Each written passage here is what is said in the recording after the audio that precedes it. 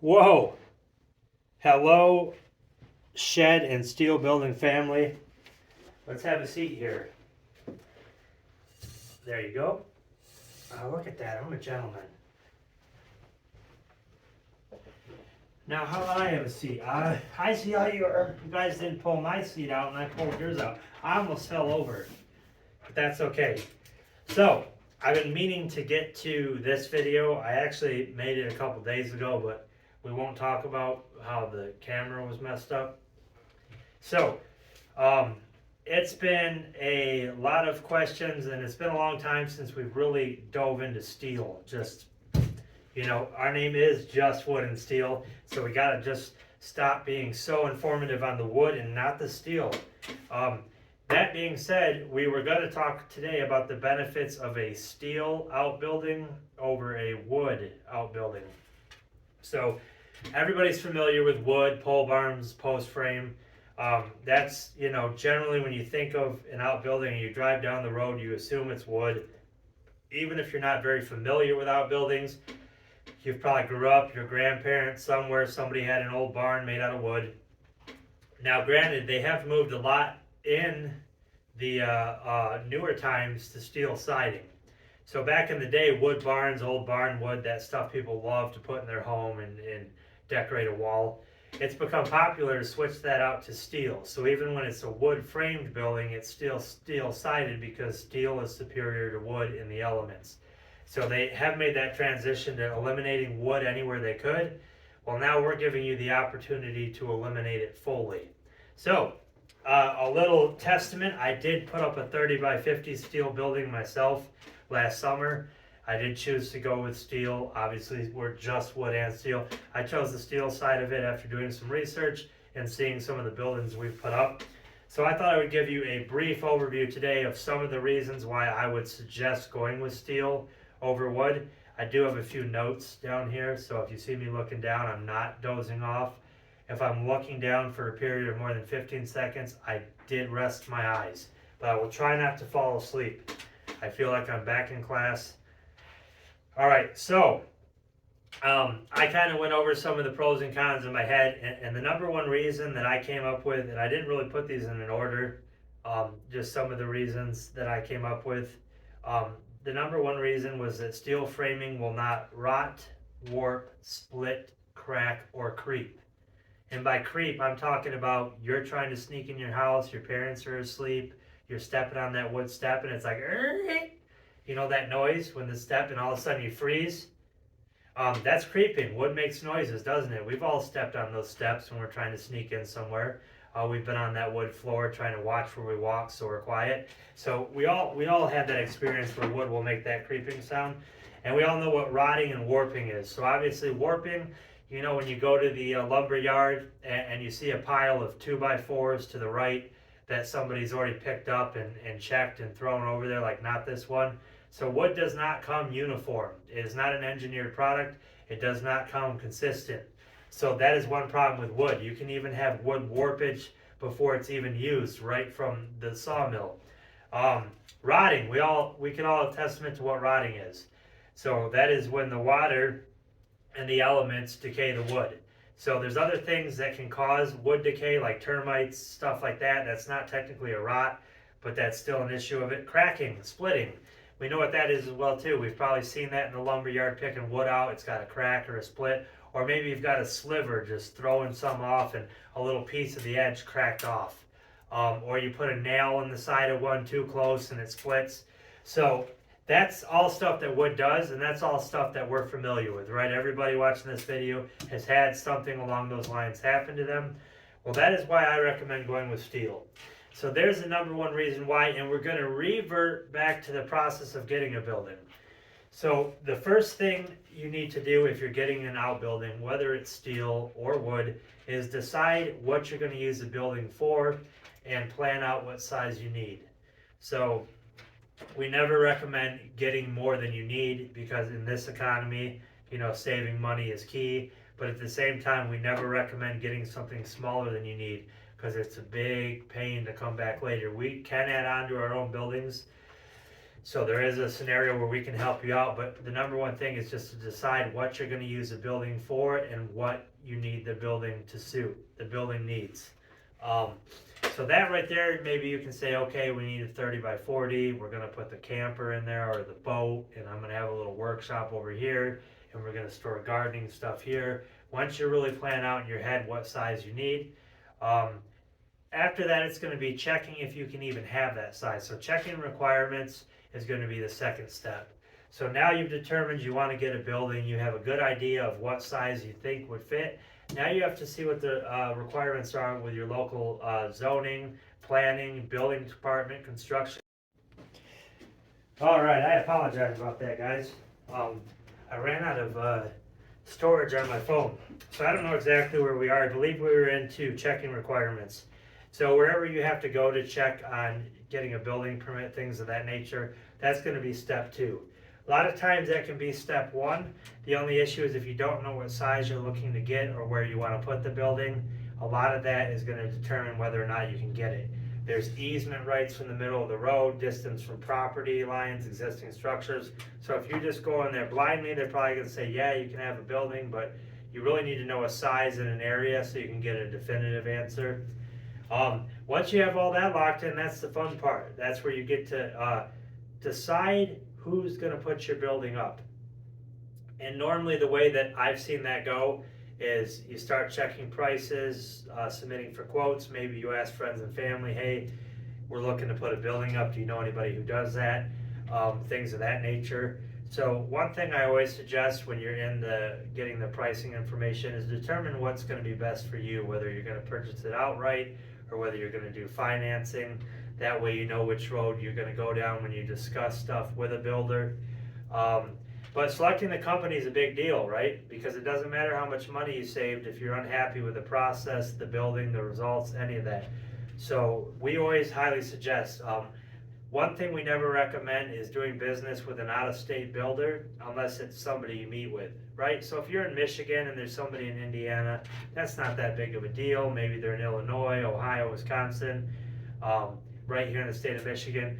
If they have a physical office where you could drive and walk into if you have a problem, or if they meet you in person and you can put a name to a face, there's a lot of security within that. But what we're seeing a lot now is a lot of companies from way out of state, either way east, west, down south, are selling buildings. And the problem with that is you really don't have any recourse. Obviously there's always legal recourse, which could take a long time and end up costing more than the building did. But if you have a problem with it, you're at the mercy of them either fixing it for you or even returning your call because you guys are states away. So we always recommend doing business local, and by local we don't mean within your own town or even your own state, but within an area where you feel comfortable making a trip to see somebody or having somebody come out and see you.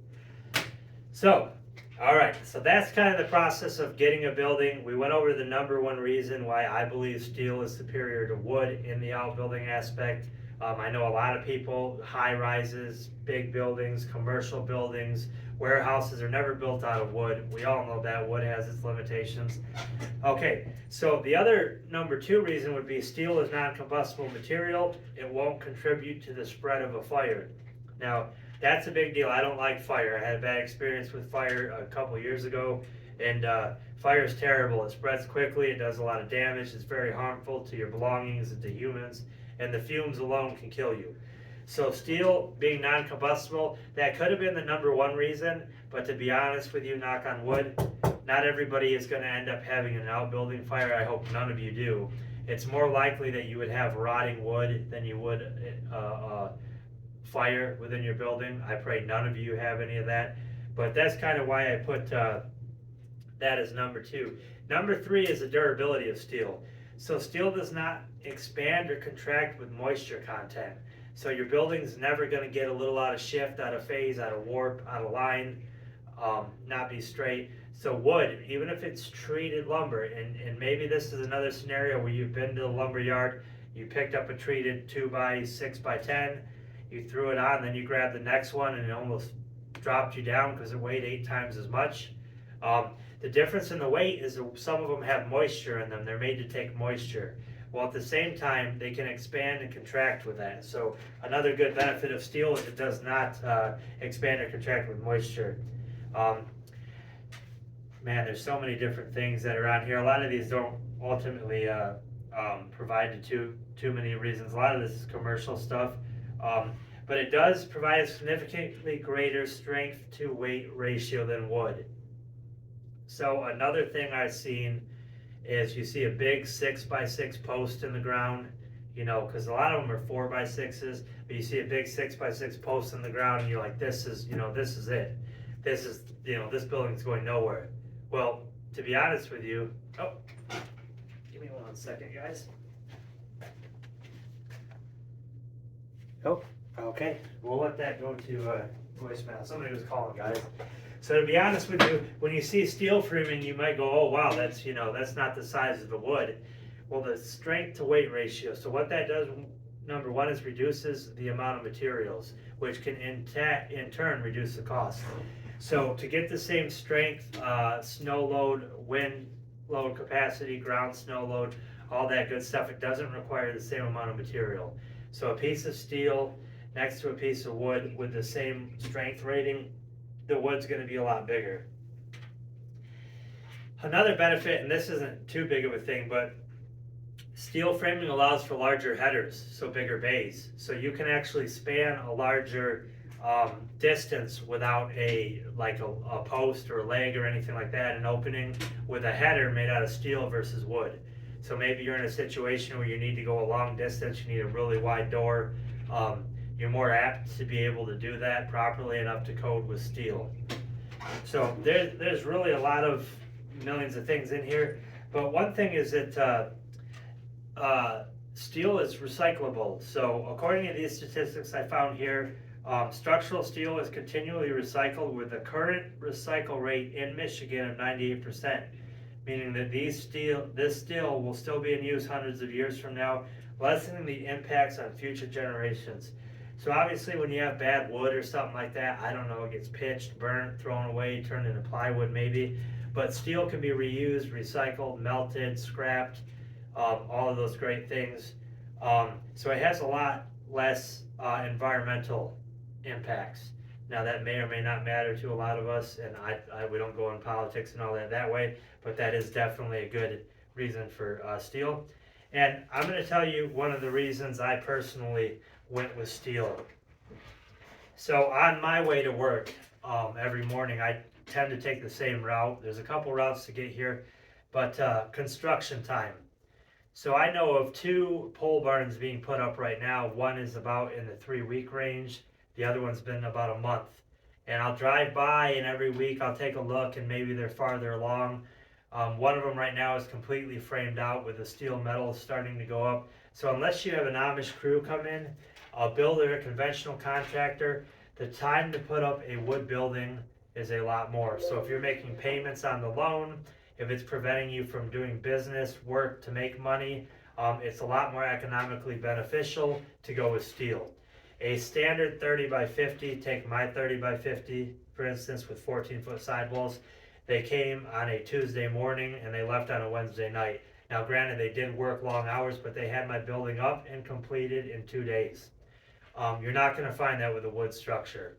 You've all seen that building going up in your neighborhood. You're like, oh, check that out. And you kind of follow the progress as you go by. Oh, look, that's what color it is. With steel, that's not the case. You go to bed, you wake up, your neighbor has a building. And that is a big benefit, right? The shorter construction time results in earlier use of the building, right? Lower financing costs because, you can use it right away, get an ROI. And that's a big reason because we've all seen those barns going up. And we've seen them in processes and stages and how long they took. That's not going to be the case if we put a building out for you. So that was just a real brief overview of some of the reasons why I believe steel would be better than wood. These aren't my personal opinions. This is some research that was done. Obviously, a lot of this stuff is pretty easy to verify in terms of combustible, rotting. Anyways, if you guys are looking to get a building up, I would say just let us give you a quote, right? That's a simple, easy step. It costs you not $1 to contact us and just get a quote, see what we can do for you, see what prices we can get you. Our direct number is 517-753-3210. Our other ways of contact are you can go to justwoodandsteel.com. We have a 3D building designer there. You can play around, come up with a building that fits your needs and submit it for a quote. Or you can email us anytime at justwoodandsteel@gmail.com and we will get back to you as soon as we can. We even try to check those after hours, but sometimes we do get busy.